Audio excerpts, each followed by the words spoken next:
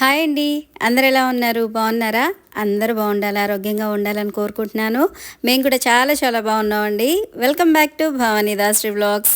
మన ఛానల్ ఎవరైనా first time చూస్తున్నట్లయితే తప్పకుండా ఛానల్ని సబ్స్క్రైబ్ చేసుకోండి.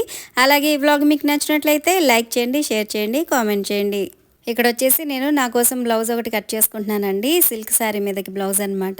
సో ఎప్పటినుంచో చేసుకోవాలనుకుంటున్నాను, కానీ టైం కుదరట్లేదనమాట. అంటే బయట స్టిచ్ చేయాల్సిన బట్టలు చాలా ఉన్నాయన్నమాట. ఫ్రాక్స్, బ్లౌజెస్, లాంగ్ ఫ్రాక్స్ ఇవన్నీ చాలా ఉన్నాయన్నమాట. సో అవి కొన్ని అయితే స్టిచ్ చేసేసానండి. ఇక నేను నా కోసం బ్లౌజ్ ఒకటి స్టిచ్ చేసుకుందాం అనేసి ఇక్కడ కటింగ్ అయితే చేస్తున్నాను అనమాట.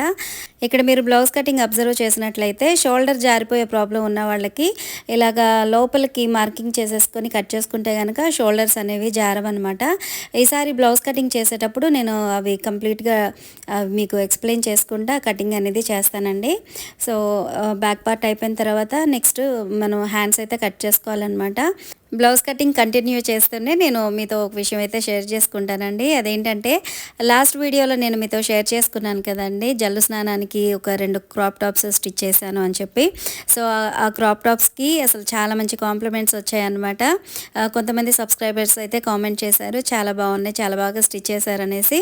సో సబ్స్క్రైబర్స్తో పాటు నా ఫ్రెండ్ సర్కిల్స్ అలాగే రిలేటివ్స్ వాళ్ళు కూడా అసలు మెసేజెస్ అవన్నీ చేశారనమాట. చాలా బాగా స్టిచ్ చేసావు, చాలా బాగున్నాయి, అసలు ఫిట్టింగ్ అంతా కూడా చాలా బాగా నీట్గా చేసావు అని చెప్పి కాంప్లిమెంట్స్ ఇచ్చారనమాట.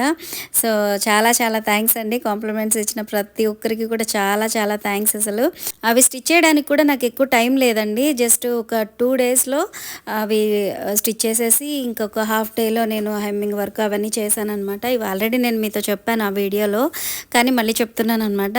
ఎందుకంటే క్రాప్ టాప్ నేను ఒక్కటి క్రాప్ టాప్ స్టిచ్ చేయడానికి నేను 2 డేస్ అయితే తీసుకుంటానండి. ఎందుకంటే దానికి 3 లేయర్స్లో క్లాత్ అయితే జాయిన్ చేయాలి, స్టిచ్ చేయాలి అనమాట. కొద్దిగా టైం పడుతుందండి.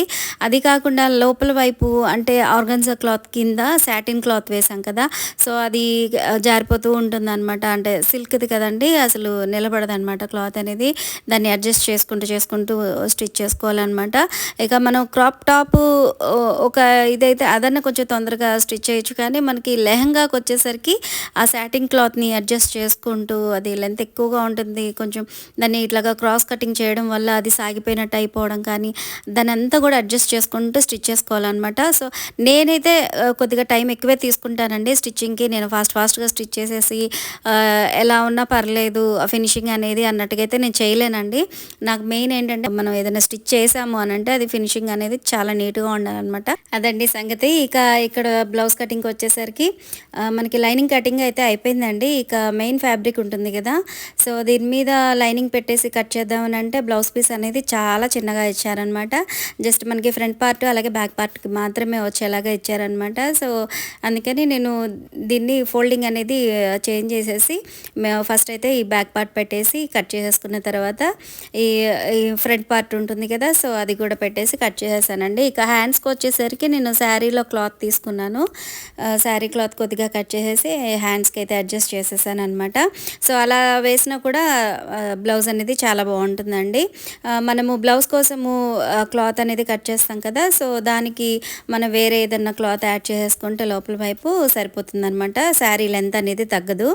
ఇక్కడ వచ్చేసి నేను లాంగ్ ఫ్రాక్ స్టిచ్ చేస్తున్నానండి. శారీ ఇచ్చేసి దాన్ని లాంగ్ ఫ్రాక్ లాగా స్టిచ్ చేయమన్నారనమాట.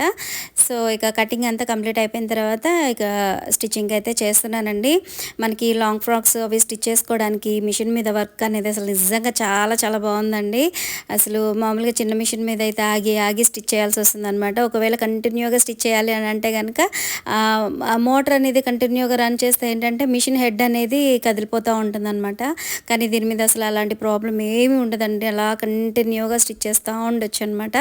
అలాగే ఇక్కడ సైడ్ జాయిన్ చేసేటప్పుడు నేను సిజర్స్ తోటి చిన్నగా కట్ చేశాను కదా మెయిన్ ఫ్యాబ్రిక్ని. అలా చేయడం వల్ల ఏంటంటే మనకి సైడ్స్ అనేది ముడతలు రాకుండా ఉంటుందన్నమాట.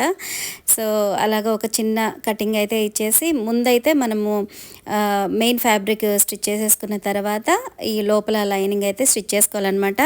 అనార్కలి కటింగ్కి ఏంటంటే కొద్దిగా క్రాస్ వస్తుంది కాబట్టి లోపల వైపు మనం స్టిచ్ చేసేటప్పుడు ఆటోమేటిక్గా క్లాత్ క్లాత్ అనేది సాగుతుందండి. సో అలా సాగినప్పుడు ఇలాగ ఒక చిన్న ఫ్రిల్ లాగా పెట్టేసేసుకొని మనం స్టిచ్ చేసుకుంటే సరిపోతుందనమాట.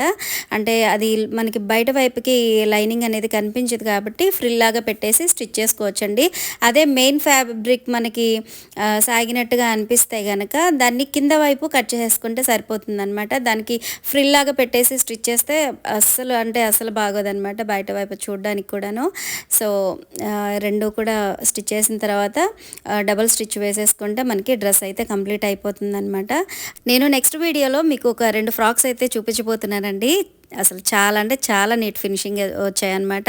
ఆ మోడల్ అనేది నేను ఇంతవరకు అసలు స్టిచ్ చేయలేదన్నమాట. ఇదే ఫస్ట్ టైం స్టిచ్ చేశాను.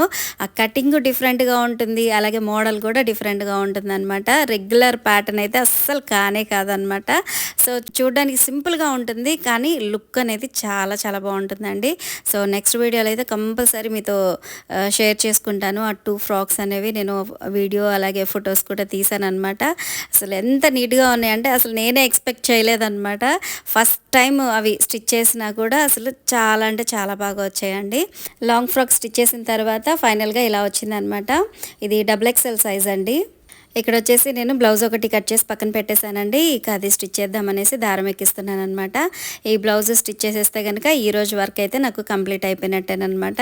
సో ఇదండి ఈరోజు వ్లాగ్. ఐ హోప్ మీకు నచ్చిందని అనుకుంటున్నాను. సో మీకు నచ్చినట్లయితే తప్పకుండా మన ఛానల్ని లైక్ చేయండి, షేర్ చేయండి, కామెంట్ చేయండి, సబ్స్క్రైబ్ చేసుకోవడం అస్సలు మర్చిపోవద్దు. మరొక మంచి వ్లాగ్తో మళ్ళీ కలుద్దామండి. Thanks for watching.